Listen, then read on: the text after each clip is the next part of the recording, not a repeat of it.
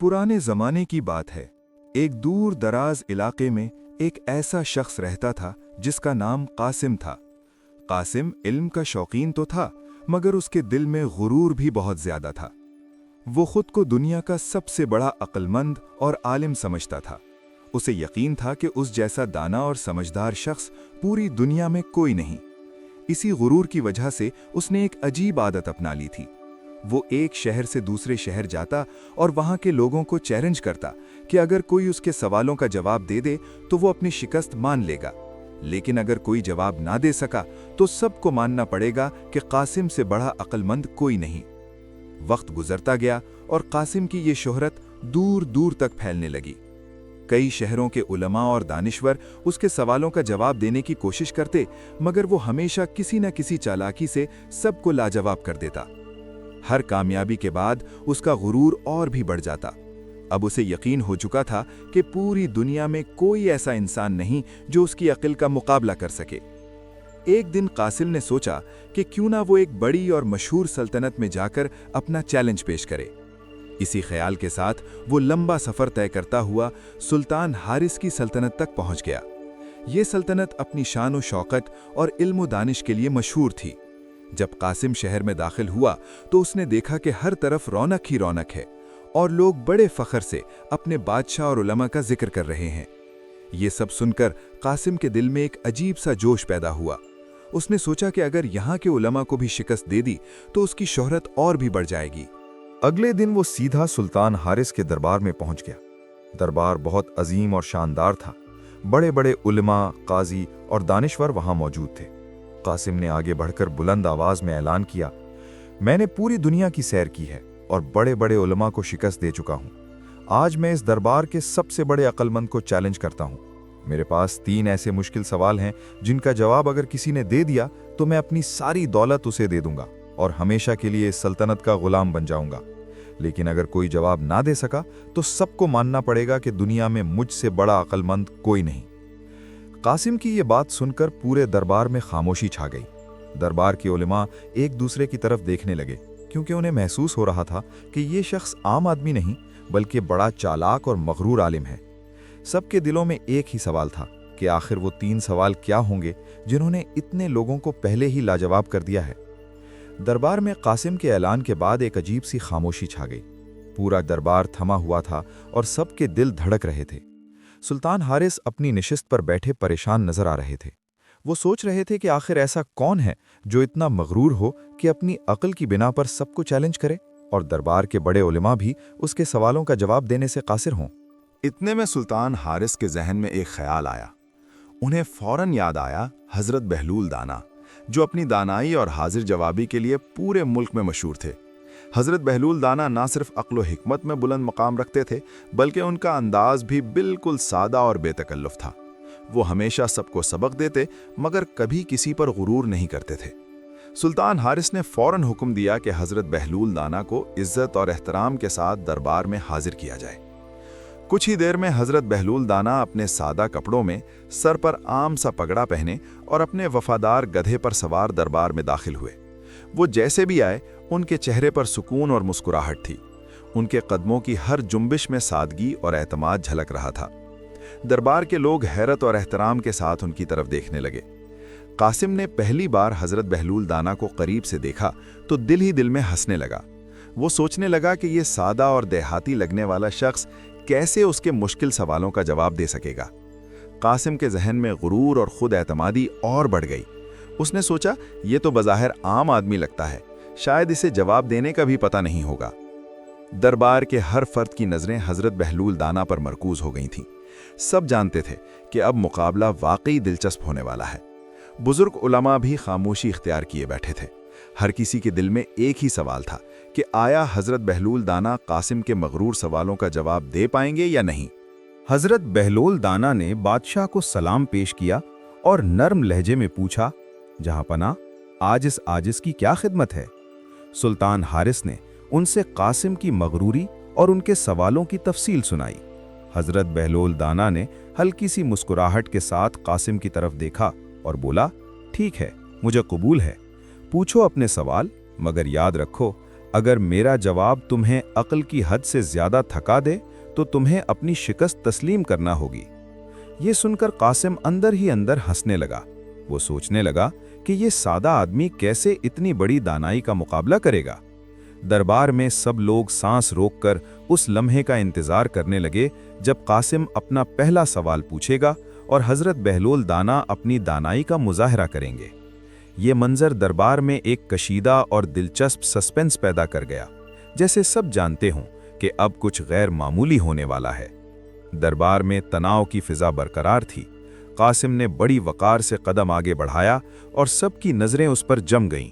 وہ اپنی مغروری سے لبریز تھا اور ہر قدم کے ساتھ اپنی اہمیت ظاہر کرنے کی کوشش کر رہا تھا۔ پھر اس نے بلند آواز میں پہلا سوال پوچھا، حضرت بہلول دانا، اگر تم واقعی عقل مند ہو تو یہ بتاؤ کہ اس زمین کا اصل مرکز کہاں ہے؟ دربار میں ایک لمحے کے لیے خاموشی چھا گئی۔ بڑے بڑے علماء ایک دوسرے کی طرف دیکھنے لگے، چونکہ یہ سوال اتنا پیچیدہ اور حیران کن تھا کہ اسے سمجھنے کے لیے کسی کو بھی لمحوں سوچنا پڑتا۔ زمین کا مرکز معلوم کرنا انسانی عقل کی حد سے بھی باہر لگ رہا تھا۔ ہر کوئی سوچ رہا تھا کہ اب حضرت بہلول دانا کس طرح اس سوال کا جواب دیں گے۔ حضرت بہلول دانا نے کچھ دیر خاموشی اختیار کی، گویا وہ زمین کی گہرائیوں اور فاصلے کا حساب کر رہے ہوں۔ پھر انہوں نے آرام سے اپنے گدھے کے پاس قدم رکھا اور اپنے ہاتھ میں پکڑی ہوئی چھڑی کو گدھے کے پچھلے بائیں پاؤں کے نیچے زمین میں گاڑ دیا۔ سب کی نظریں حیرت سے اس پر مرکوز ہو گئیں۔ حضرت بہلول دانا نے پرسکون لہجے میں کہا، یہی زمین کا مرکز ہے، اور اگر تمہیں شک ہے تو تم خود پوری زمین کو ناپ کر دیکھ لو۔ اگر کہیں بھی فرق نکلا تو میں اپنی شکست تسلیم کر لوں گا۔ یہ جواب سن کر دربار میں موجود ہر شخص ہکا بکا رہ گیا۔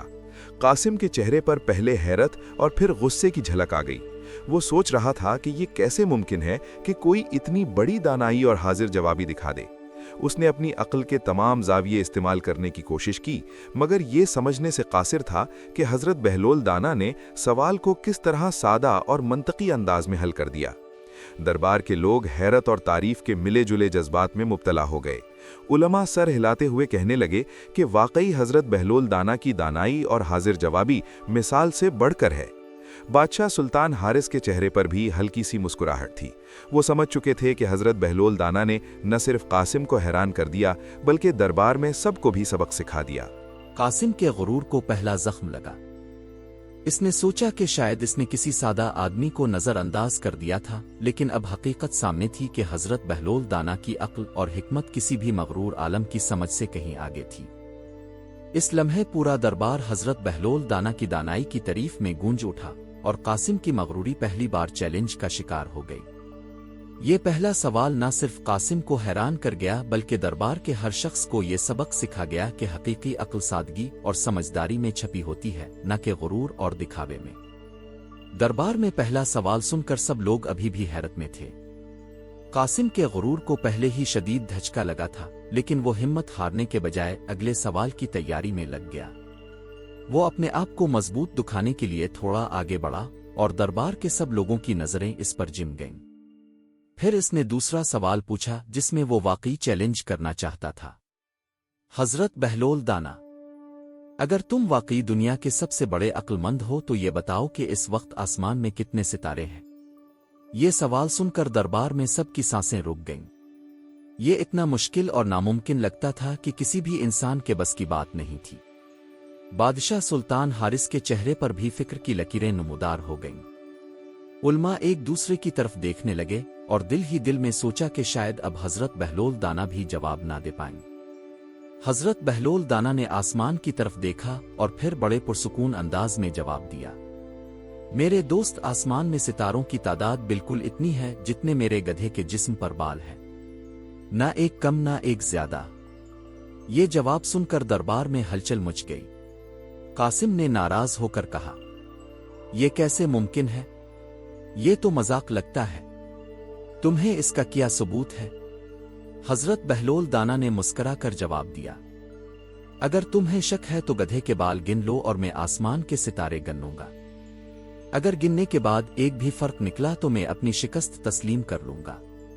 قاسم کے چہرے پر خوف اور حیرت کے ساتھ ساتھ غصہ بھی ابھر آیا۔ وہ جانتا تھا کہ یہ کام انسان کے بس کی بات نہیں، اور یہ پہلا موقع تھا جب اس کی عقل اس کے غرور کے سامنے کمزور پڑ گئی۔ قاسم نے آخر میں تیسرا سوال پوچھا، امید کے ساتھ کہ شاید اس میں کامیابی حاصل کر لے۔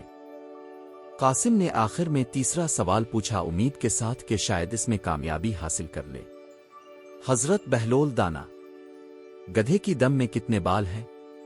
حضرت بہلول دانا نے اپنی مسکراہٹ کے ساتھ جواب دیا، جتنے بال تمہاری داڑھی میں ہیں اتنے ہی بال اس گدھے کی دم میں ہیں، نہ ایک زیادہ نہ ایک کم۔ یہ جواب سن کر پورے دربار میں ایک ہلکی ہنسی چھا گئی۔ قاسم اندر ہی اندر لرزنے لگا، کیونکہ اب وہ سمجھ چکا تھا کہ حضرت بہلول دانا نے نہ صرف اس کے سوالوں کا جواب دے دیا بلکہ اس کی اپنی عقل کو اس کے خلاف استعمال کر دیا۔ یہ لمحہ واضح کر رہا تھا کہ حقیقی دانائی میں سادگی اور حکمت پوشیدہ ہوتی ہے، اور مغرور عقل کبھی بھی سچی عقل کے سامنے ٹک نہیں پاتی۔ دربار میں سب لوگ حیرت اور تعریف کے ملے جلے جذبات میں مبتلا ہو گئے۔ دربار میں تناؤ اور حیرت کی فضا اب بھی برقرار تھی۔ قاسم کے 2 سوالوں کے جواب سن کر دربار کے سب لوگ حیرت میں ڈوب چکے تھے، لیکن تیسرا سوال سب سے بڑا چیلنج تھا۔ قاسم نے آخری امید کے ساتھ پوچھا کہ گدھے کی دم میں کتنے بال ہیں، اور حضرت بہلول دانا نے بڑے پرسکون اور دانا انداز میں جواب دیا کہ اتنے ہی بال ہیں جتنے قاسم کی داڑھی میں ہیں۔ حضرت بہلول دانا نے پھر کہا، آئیے دونوں جگہ کے بال نکال کر گن لیتے ہیں، تبھی تمہیں معلوم ہوگا کہ میرا جواب درست ہے یا نہیں۔ یہ سن کر قاسم کے چہرے پر خوف اور اضطراب نمایاں ہو گیا۔ وہ جانتا تھا کہ اب وہ واقعی اپنی عقل کے تمام پہلو استعمال کر چکا ہے، مگر حقیقت یہ ہے کہ اس کی داڑھی کے بال گننے کے بعد وہ مکمل طور پر قاصر تھا۔ قاسم کی مغروری اور خود اعتمادی ایک دم ٹوٹ گئی۔ دل ہی دل میں اس نے تسلیم کر لیا کہ وہ واقعی شکست کھا چکا ہے۔ دربار میں موجود لوگ اس منظر کو دیکھ کر زور زور سے ہنسنے لگے۔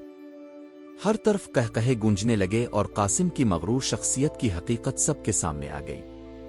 قاسم نے اپنی ناکامی کو چھپانے کی کوشش کی، مگر اس کی آنکھوں میں شرم اور ہزیمت صاف نظر آ رہی تھی۔ سلطان حارث، جو پورے واقعے کو دھیان سے دیکھ رہے تھے، خوش ہو گئے کہ حضرت بہلول دانا نے نہ صرف قاسم کو سبق سکھایا بلکہ دربار میں سب کو بھی دانائی اور عاجزی کا سبق دیا۔ سلطان نے حضرت بہلول دانا کو انعام دیا اور ان کے علم و حکمت کی تعریف کی۔ حضرت بہلول دانا نے انعام قبول کیا، مگر اپنے سادہ انداز میں واپس اپنے گدھے پر سوار ہو گئے جیسے کچھ ہوا ہی نہ ہو۔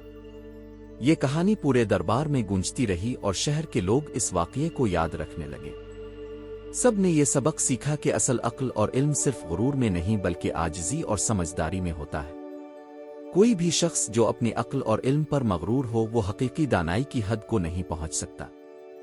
حضرت بہلول دانا نے یہ ثابت کر دیا کہ علم کا مقصد کسی کو نیچا دکھانا نہیں بلکہ مسائل کو سمجھداری سے حل کرنا اور دوسروں کو سبق سکھانا ہے۔